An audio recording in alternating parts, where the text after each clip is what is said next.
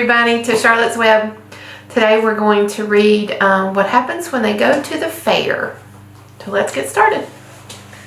This one's Off to the Fair.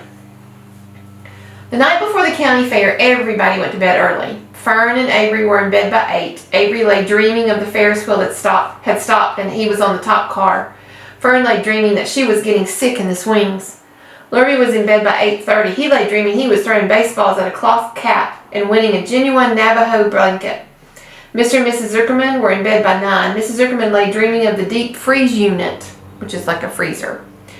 Mr. Zuckerman lay dreaming of Wilbur. He dreamt that Wilbur had grown until he was 116 feet long and 92 feet high, and that he won all the prizes in the fair and was covered in blue ribbons and even had a blue ribbon tied to the end of his tail.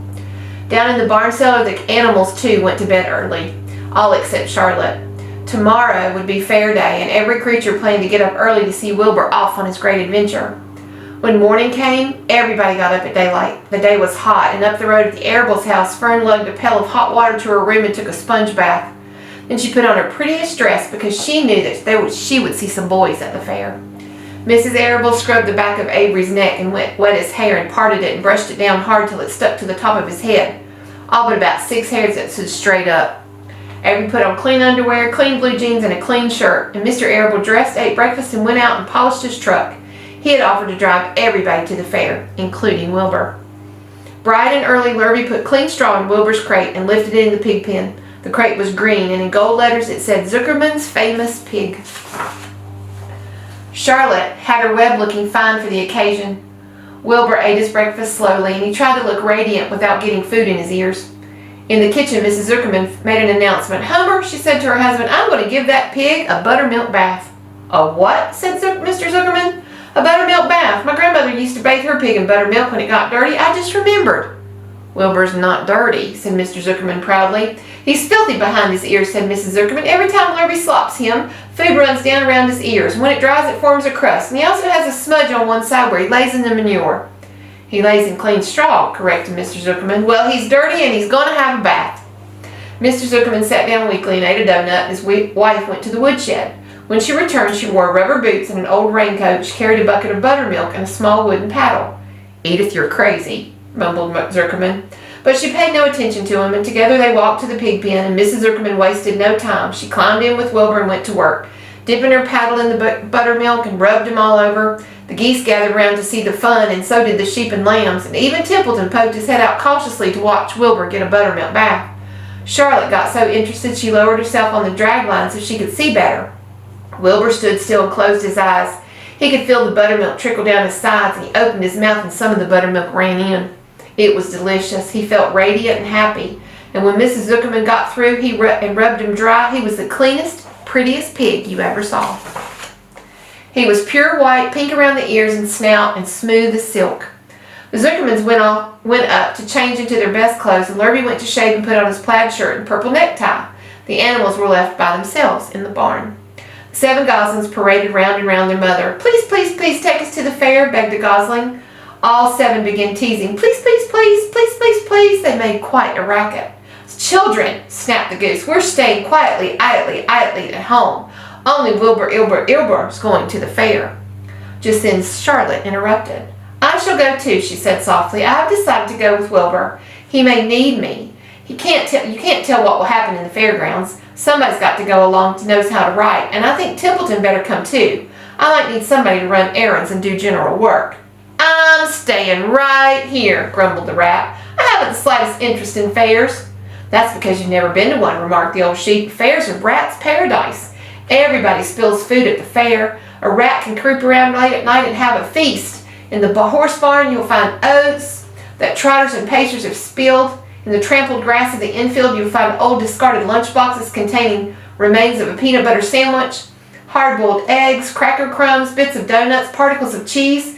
In the hard-packed dirt on the midway, all the glaring lights are out and the people have gone home. You'll find a treasure of popcorn fragments, frozen custard dribblings, candy apples abandoned by tired children, sugar fluff crystals, salted almonds, popsicles, ice cream cones, and wooden sticks of lollipops. Everywhere's a loot for a rat, and tents and booths and haylofts. Why, a fair is enough disgusting leftover food to satisfy a whole army of rats. Templeton's eyes were blazing. "Is that true?" he asked. "Is this appetizing yarn of yours true? I like high living. That's what you say, and what you say tempts me." "It's true," said the old sheep. "Go to the fair, Templeton. You'll find the conditions at that fair will surpass your wildest dreams. Buckets of sour mash sticking to them, tin cans containing particles of tuna fish, greasy paper bags stuffed with rotten—" "That's enough," said Templeton. "Don't tell me any more. I'm going." "Good," said Charlotte, winking at the old sheep. "Now then, there's no time to be lost. Wilbur will soon be put in the crate. Templeton and I must get in the crate right away and hide ourselves." The rat didn't waste a minute. He scampered over to the crate, crawled between the slats, and pulled straw over him so he was hidden from sight. "All right," said Charlotte, "I'm next." She sailed into the air, let out a drag line, and dropped gently to the ground. She climbed to the side of the crate and hid herself inside a knothole in the top board. The old sheep nodded. "What a cargo! That sign should say Zuckerman's famous pig and 2 stowaways." "Look out, the people are coming, ummin', shouted the gander. "Cheese it, cheese it, cheese it." The big truck with Mr. Arable at the wheel backed slowly down toward the barnyard. Lurvy and Mr. Zuckerman walked alongside. Fern and Avery were standing in the body of the truck, hanging on to the sideboards. "Let me see," whispered the old sheep to Wilbur. "Listen to me. When they open the crate and try to put you in it, struggle. Don't go without a tussle. Pigs always resist. They don't like being loaded." "If I struggle, I'll get dirty," said Wilbur. "Never mind. Do it as I say. Struggle. If you go walking in that crate without resisting, Templeton might think you're bewitched or something. He'll be scared to take you to the fair." Templeton poked his head out through the straw. "Struggle if you must," he said, "but kindly remember I'm hiding down here in this crate. I don't want to get stepped on, kicked in the face, or pummeled, crushed in any way, squashed or buffeted about, bruised, lacerated, scarred, or biffed. Just watch what you're doing, Mr. Radiant, when they get to shoving you in." "Be quiet, Templeton," said the sheep. Pull in your head. They're coming. Look radiant, Wilbur. Lay low, Charlotte. Talk it up, geese." The truck backed slowly to the pig pen and stopped. Mr. Arable cut the motor, got out, walked around to the rear, and lowered the tailgate. The geese cheered. Mrs. Arable got out of the truck, and Fern and Avery jumped to the ground. Mrs. Zuckerman came walking down from the house, and everyone lined up at the fence and stood for the moment admiring Wilbur and his beautiful green crate. Nobody realized that the crate already contained a rat and a spider. "That's some pig," said Mrs. Arable. "He's terrific," said Lurvy. "He's very radiant," said Fern, remembering the day he was born. "Well," said Zuckerman, "he's clean anyway. That buttermilk certainly helped." Mrs. Arable studied Wilbur carefully. "Yes, he's a wonderful pig. It's hard to believe he was the run of the litter. You'll get some extra good ham and bacon, Homer, when it comes time to kill that pig."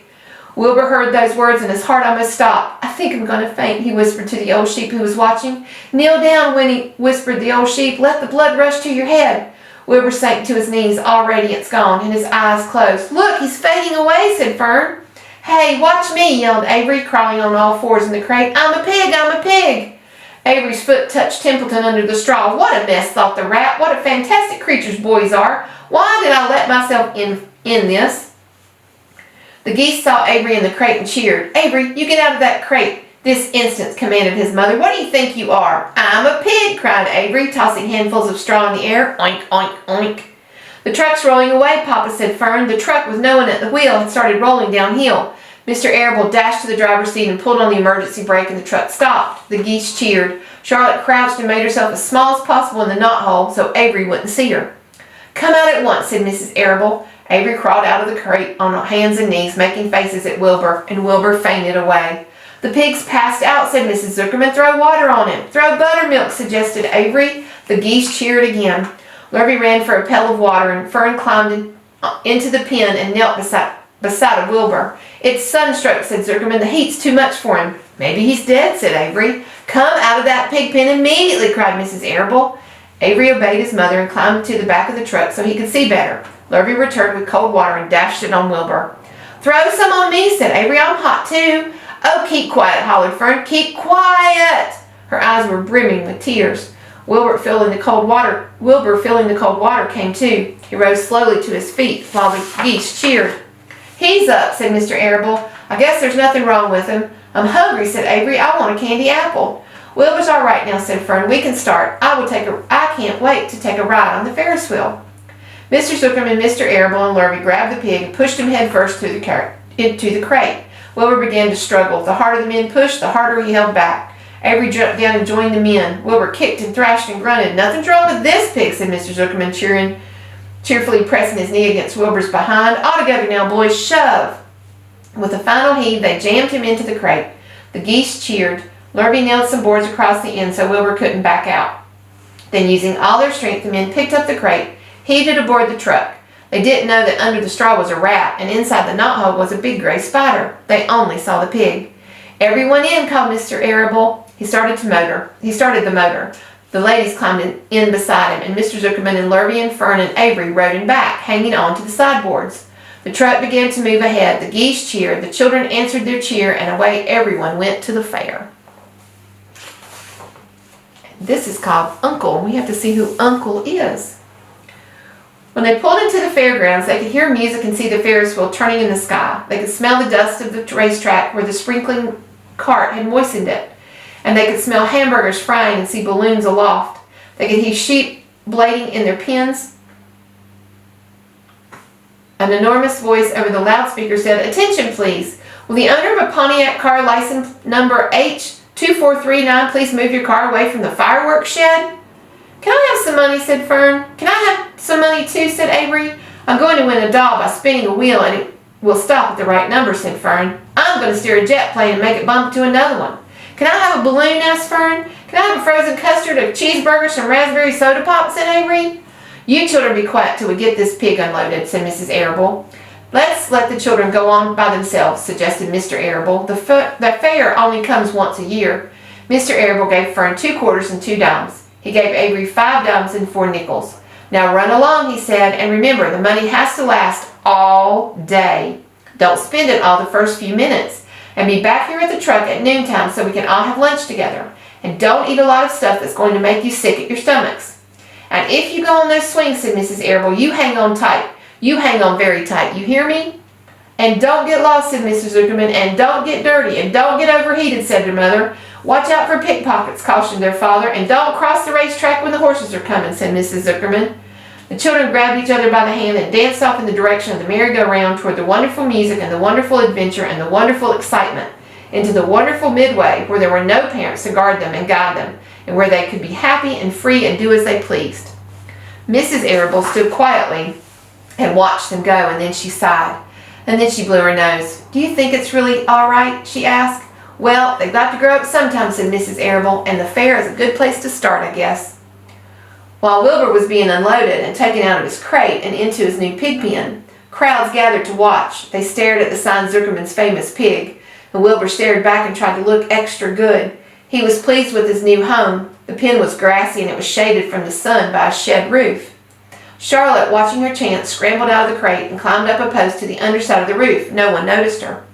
Templeton, not wishing to come out in broad daylight, stayed quietly under the straw at the bottom of the crate. And Mr. Zuckerman poured some skim milk into Wilbur's trough, picked some clean straw in his pen, and he and Mrs. Zuckerman and the Arables walked away toward the cattle barn to look at the purebred cows and see the sights. Mr. Zuckerman particularly wanted to look at tractors, and Mrs. Zuckerman wanted to look at the deep freeze. Lurby wandered off by himself, hoping to meet up some friends and have some fun on the midway. As soon as the people were gone, Charlotte spoke to Wilbur. "It's a good thing you can't see what I see," she said. "What do you see?" said Wilbur. "There's a pig in the next pen, and he's enormous. I'm afraid he's much bigger than you are." "Maybe he's older than I am and had time to grow," suggested Wilbur. Tears began to come in his eyes. "I'll drop down and take a closer look," Charlotte said. She crawled along the beam until she was directly over the next pen. She let herself down on the drag line until she hung in the air just in front of the big pig's snout. "May I have your name?" she asked politely. The pig stared at her. "No name," he said in a big, hearty voice. "Just call me Uncle." "Very well, Uncle," replied Charlotte. "What is the date of your birth? Are you a spring pig?" "Sure I'm a spring pig," replied Uncle. "What do you think I am, a spring chicken? Ha! That's a good one, eh, sister?" "Mildly funny," said Charlotte. "I've heard funnier ones, though. Glad to have met you, and now I must be going." She ascended slowly and returned to Wilbur's pen. "He claims he's a spring pig," replied Charlotte, "and perhaps he is. One thing's for certain, he has a most unattractive personality. He's too familiar, too noisy, and he cracks weak jokes. Also, he's not anywhere near as clean as you are, nor as pleasant. I took quite a dislike to him in our brief interview. He's going to be a hard pig to beat, though, Wilbur, on account of his size and weight. But with me helping, it can be done." "What are you going to spin in the web?" asked Wilbur. "When are you going to spin the web?" asked Wilbur. "This afternoon late, if I'm not too tired," said Charlotte. "The least thing tires me these days. I don't seem to have any energy I once had. My age, I guess." Wilbur looked at his friend. She looked rather swollen and seemed listless. "I'm awfully afraid to hear that you're feeling poorly, Charlotte," he said. "Perhaps if you spin a web and catch a couple of flies, you'll feel better." "Perhaps," she said tiredly, "but I feel like the end of a long day." Clinging upside down in the ceiling, she settled down for a nap, leaving Wilbur very much worried. All morning people wandered past Wilbur's pen. Dozens and dozens of strangers stopped and stared at him to admire his silky white coat, his curly tail, his kind and radiant expression. Then they would move over to the next pen where the bigger pig lay. Wilbur heard several people make favorable remarks about Uncle's great size. He couldn't help overhearing these remarks, but he couldn't help worrying. And now with Charlotte not feeling well, he thought, "Oh dear." All morning Templeton slept quietly under the straw. The day grew fiercely hot, and at noon the Zuckerman and the Arables returned to the pig pen. Then a few minutes later, Fern and Avery showed up. Fern had a monkey doll in her arms and was eating Cracker Jacks. Avery had a balloon tied to his ear and was chewing on a candy apple. The children were hot and dirty. "Isn't it hot?" said Mrs. Zuckerman. "It's terribly hot," said Mrs. Arable, fanning herself with the advertisement of a deep freezer. One by one they climbed into the truck and opened lunch boxes. The sun beat down on everything and nobody seemed hungry. "When are the judges going to decide about Wilbur?" asked Mrs. Zuckerman. "Not until tomorrow," said Mr. Zuckerman. Lurvy appeared carrying an Indian blanket that he had won. "That's just what we need," said Avery. "A blanket." "Of course it is," replied Lurvy, and he spread out the blanket on the sideboards of the truck so that it was like a little tent, and the children sat in the shade under the blanket and felt much better. After lunch, they all stretched out and fell asleep. In the cool of the evening, when the shadows darkened the fairgrounds, Templeton crept from the crate and looked around. Wilbur lay asleep in the straw. Charlotte was building a web. Templeton's keen nose detected many fine smells in the air. The rat was hungry and thirsty, and he decided to go off exploring. Without saying anything to anybody, he started off. "Bring me back a word," Charlotte called after him. "I shall be writing tonight for the last time." The rat mumbled something to himself and disappeared in the shadows. He didn't like being treated like a messenger boy. After the heat of the day, the cool evening came as a welcome relief to all. The Ferris wheel was lighted up now, and it went around and around in the sky and seemed twice as high as by day. There were lights in the midway, and you could hear the crackle of the gambling machines, the music of the merry-go-round, and the voice of the man in a booth calling numbers. The children felt refreshed after their nap.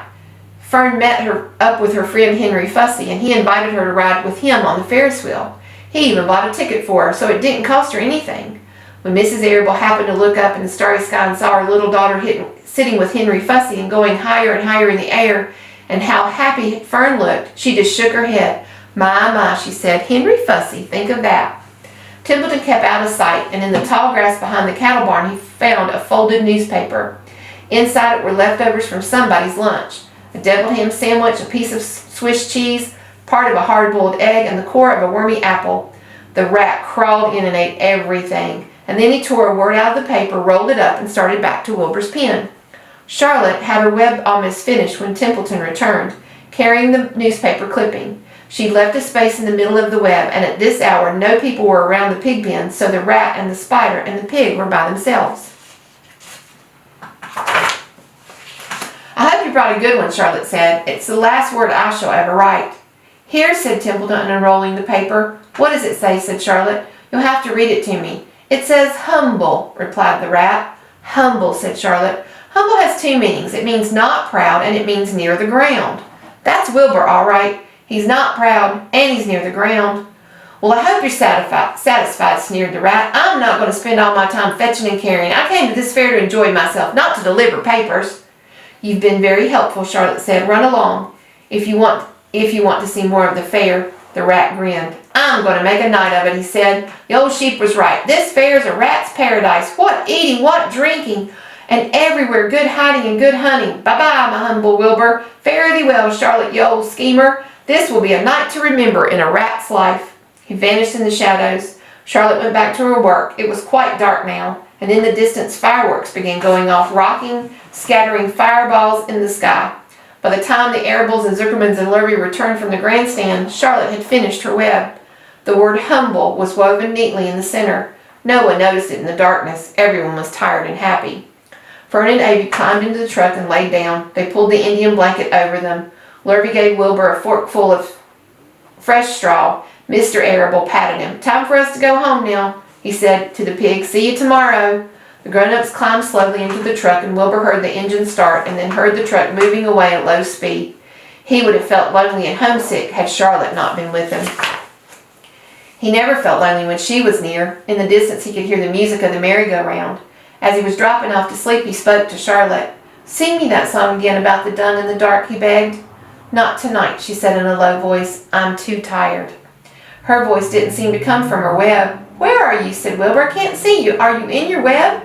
"Back here," she answered, "up in this back corner." "Why aren't you in your web?" asked Wilbur. "You almost never leave your web." "I left it tonight," she said. Wilbur closed his eyes. "Charlotte," he said after a while, "do you think Zuckerman will let me live and not kill me when the weather comes?